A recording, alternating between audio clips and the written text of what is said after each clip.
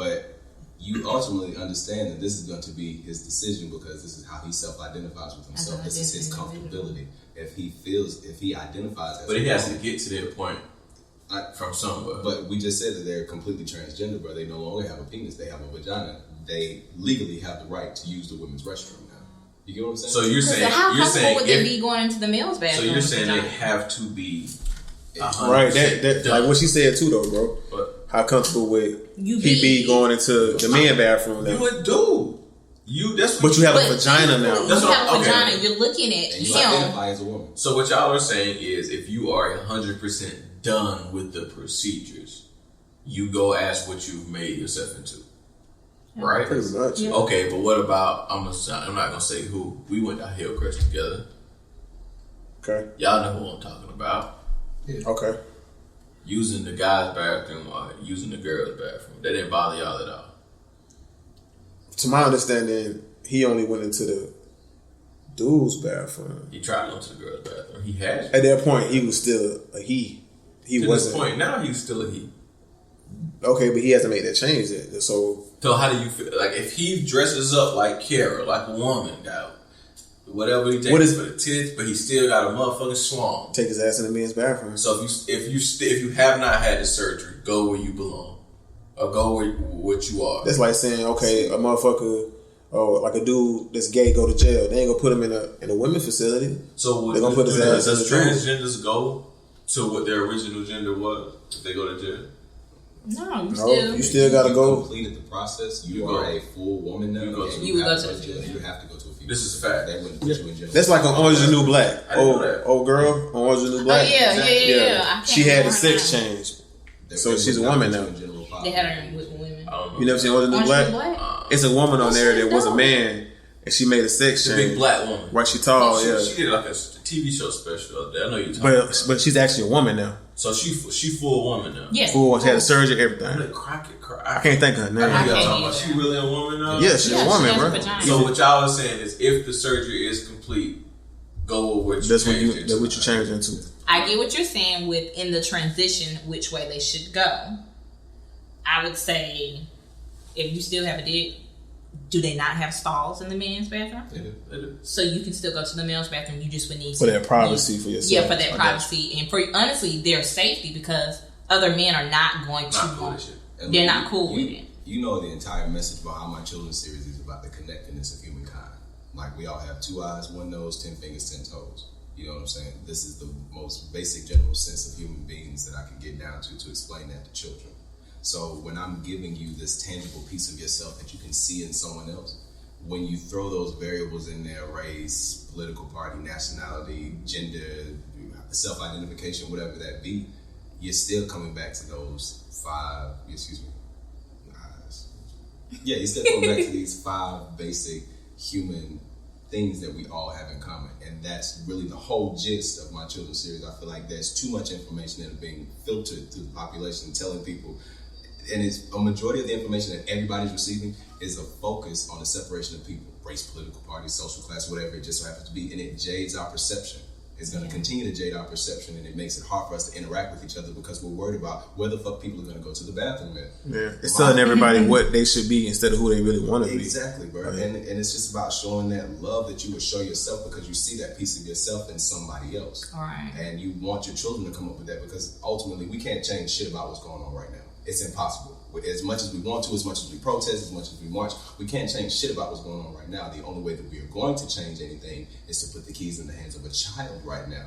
So that 15, 20 years from now, they're not dealing with this. They're not worried about what people are going to the bathroom. They're worried about loving each other, improving and sharing on ideas and making the world better. You feel what I'm saying? How you feel about censorship on television? Oh, censorship is definitely necessary. Look at all the shit that we're exposed to. Empire and shit. I mean, okay, when it comes down to, but we talked about this a couple weeks ago, when you have ABC Family, which is a family television network, doing television shows when they're talking about transgender father, transgender son in the same household. How do you feel about it being on a family network where a kid is better turn TV on and just watch those sets of channels? Well, I mean, I watched the season finale of How to Get Away with Murder, and my nephew was like sitting right there. You know, they got what's the old lady Oliver and his boyfriend. When I first started watching, I was just like, "Whoa, this is kind of like extreme to just like have on television." But I'm just like, where television is going, the limits that they're trying to push. I mean, I expect that. I expect this to be in television now because it's things that people are talking about. That's like you said, that's a worldly issue because it's everywhere. Like even like you said about Empire, it was 2 grown men full fledged making out, kissing. Like me as a father, I don't want my son to see that. You know what I'm saying? I don't want him to see anything that's not age appropriate what he should be looking at anyway. Right. But I'd rather him see a male and a woman kissing than 2 men kissing. You know what I'm saying? Like I can explain to him, yo, this is, you know what I'm saying? I don't really want to explain to him 2 men kissing. You know what I'm saying? So how you mean? So are you for taking that type of stuff off of television? Or are you saying I plan to continue to expand on it. In my third book, my third book is it's either gonna be about a woman named Mata, and I recently met her in person, bro, and like her personality, her energy is just like everything for me. You know what I'm saying? It's either gonna be her or this homeless guy that I met named Everett. But I mean, they're pretty much gonna be like a Black Mary Poppins to a set of twins whose parents are gay. I'm not too sure if I want to make them 2 dudes or 2 women, but I'm sitting here thinking that like, hey, these are things that people are talking about, and Everett or Mata, whichever I do choose to pick, it's like going to be that guardian angel showing them right from wrong and teaching them things. But you have to look at their outside variables. Their parents are already, gay or lesbians. You know what I'm saying? And that's my whole. Like I have to put the things that aren't seen in children's television. I have to put the things that aren't seen in children's literature, like testing those limits, because children have questions that parents can't answer right now, and they're so angry with what they're hearing that they relay that information to their children angry. So their children are coming up angry with the information that they're receiving too. So you think it's perfectly fine for them to see that and know that? Well, you got to think about it, though. What I said. Oh, go ahead. I'm sorry. I mean, like what you're saying, it's still something that has to be talked about. Because if that Mai Tai parents are gay, but she's going to school with somebody that's parents are man and woman, he feels different or she feels different. So you have to have the conversation and you have to see it, because this is their reality now. Like, oh, so-and-so has 2 mommies. This is real. Like, you have to have it somewhere. I feel what Carter's saying too, but he doesn't want to have to explain that. Mm-hmm. You know what I'm saying? Not now, anyway. But, if it came down to it, Dre, though, like I would, like I want him to, yo, Dad, why does so-and-so have 2 dads? Or why does so-and-so have 2 moms? Versus somebody else telling him, well, that's not da-da-da-da. That's wrong. I want to tell him, you know what I'm saying, what's really going on and explain it to him the best way I can. Exactly, bro. When the questions arise, you don't want to run away from them, because that's just going to leave their minds open to their own interpretation. Well, really, is this right then? Like, you know what I'm saying? Need you at that point in time that they're asking you these questions, bro. Like, so you can't deter from it. These are things that need to be talked about, right? But shouldn't it be at my own decision of my own time that I want to discuss it? It shouldn't be the child not going to. The child might not be asking you when you ready for him to answer. What I'm saying is, I don't want my child to turn on television, see 2 dudes kissing, 2 women, or whatever it may be, on a family channel that I shouldn't have to sit there. Empire is different. Think about that though, because somebody, your child may see a kid that go to school with them, they mama too, like, a gay relationship, they mom and they mom girlfriend come pick them up from school, holding hands together.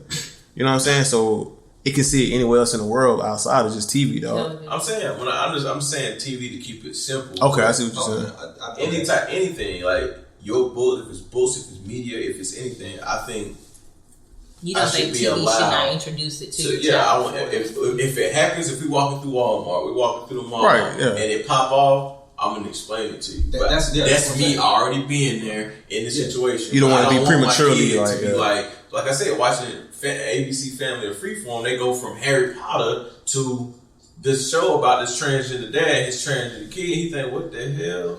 I give you the exact same variables in a different situation. Okay. You tell your children that there's a white man in a red suit that travels down your chimney every year to deliver presents, and you want them to hold on to that idea for as long as they can, just to preserve their childhood. You know what I'm saying? Mm-hmm. You want them to keep that image of Santa, depending on who you are, you want them to keep that image of Santa Claus, just to keep their livelihood as a child. When they realize that you're Santa, they're going to ask that question, and you have the ability in that moment to say, I can keep that childhood alive and be like, yes, of course there's a Santa Claus, baby. And he brings you presents all the time because you're a good child. And it's something that parents use to scare children into being good too. I ain't gonna front about that. Or you can be a parent that's like, there is no Santa Claus. It's always been me. Anything that I've ever told you prior to this point was just something. You get what I'm saying? And it's okay to lie to you. You get what I'm saying? In that same situation, my mom, this is like from personal experience, my mom told me, I mean, because you can attest to this too, she told me when I was young, like, there's no 300-pound white man coming to bring you presents. I'm busting my ass working day to day to get you, you know what I'm saying, gifts and whatever else. So she told me that early. She said that stigma early, you know what I'm saying? Mm-hmm. So, but she also said don't go ruin it for somebody else. Yeah. Mm-hmm. You have to, because other people want their kids to still believe in the Easter Bunny, the Tooth Fairy, Santa Claus. Like, because like with my kids, that's innocent, and a child's question is innocent. They're literally coming to you because they see something that they're literally watching something with their eyes. But they shouldn't be able to, if it wasn't so easy for them to get to it. Like I said, we didn't have to deal with it when we was younger because it wasn't that easy for us to access it. Yeah. But now it's simple as flipping on the TV. Turn the TV on. I'm not with that shit. I agree that there should be. Okay. There should be regulations on TV. That should be. It's very hard. In the same instance, though, it's only so much you can shield your child from for so long because they're gonna find out one way or the other, bro. But all I say in situations like that is think about us coming up, bro. Think about our totally different your own personal selves. Think about your own personal thirst for wanting to know shit. Right. Like you see something like, damn, I don't get that. I want to know something. You go to your parents and you know they're spending you some bullshit, bro. But they're your parents. That's what I was saying too. It's totally different because kids nowadays have way more access to shit than we did growing up. Every kid got a cell phone now, or you know what I'm saying, iPads, whatever, man. But so I'm Hitler to my kid. I was about to say you wanted to wait. I'm Mussolini. I'm Hitler. I'm Trump. Whatever. Stalin. I'm Stalin. iPads. I got locks on them. I can tell you what my girl did on her iPad right now. She had it on. I got my shit locked down like Fort Knox. That's just me. Because I want them to be introduced at a certain time. I want them to enjoy their innocence, enjoy everything that they can enjoy before it hit them. Now, I'm not going to let them overlive it. They're not going to be 14, 15, 16, overliving the innocence. It's like, okay, it's time for you to wake up. Let me explain this shit to you now. Because you're going to go out there and somebody's going to say something that's going to hurt your feelings.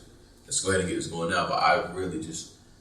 I'm not. The first two books, if your third book is about that, I don't know if I'm going to have my youngest. That's completely understandable. So I'm just like, my little brother, I'm not going to lie, my little brother's way more advanced than most kids. Smart as shit. He way more advanced than most kids. I dread the day that he going to be like, what's up with that? But you know it's coming. Like, he going to get your book, and he going to spin around and be like, can you go see me? Because I don't understand what Andre talking about. And I'm going to be like, I'm going to kill you, motherfucker. There's literally already a show on Nickelodeon where the boy got two dads, yeah. Like it's already happening, bro. But my kid's mom easily you can block TV channels out on chart, and I'm pretty sure that's blocked. My whole thing is, and I don't have children, so you talking to me right now is like me doing research for my own book. You feel what I'm saying? It's like me doing research for my own series. My whole thing is you want to give children life doses, like you would give them medicine, because in time, they can either overdose on this medicine that you're trying to feed them